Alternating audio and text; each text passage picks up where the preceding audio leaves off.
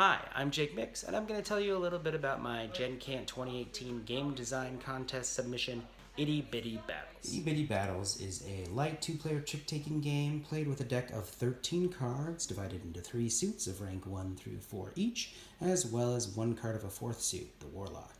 In addition, we have these double-sided battlefield cards that are going to help us determine the trump suit of each trick.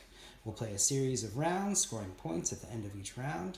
Once a player reaches 11 points, that will trigger the end of the game, and the player with the most points wins. Okay, here we are all set up for round 1. We've laid out the 5 battlefields, we've tucked a card under each, and we've dealt out the 8 remaining cards.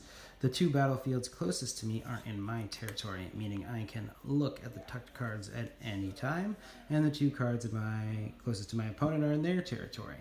We'll randomly determine a start player and then each get the opportunity to insult our opponent.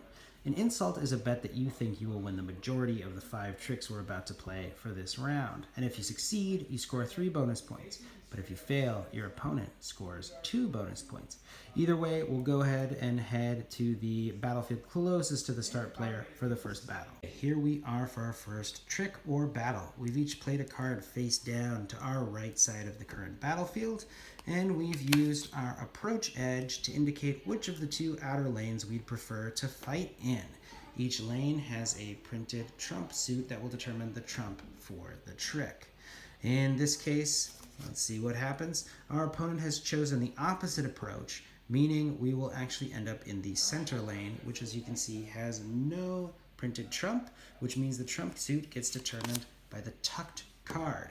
Now, normally, since neither of us are swords or in the trump suit, rank alone would determine the victor. But first, we trigger our abilities, starting with the highest rank and going to the lowest rank.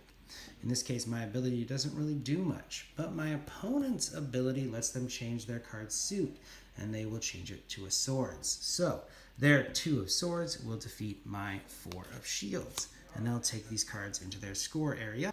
They'll also go ahead and take the tucked card and add it to their hand for future rounds.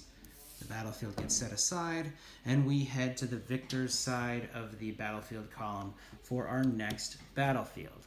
We'll go ahead and continue to play until we've played out all 5 tricks. At the end of a round, we'll go ahead and score a point for each star in our captured tricks, as well as any bonus points from insulting our opponent.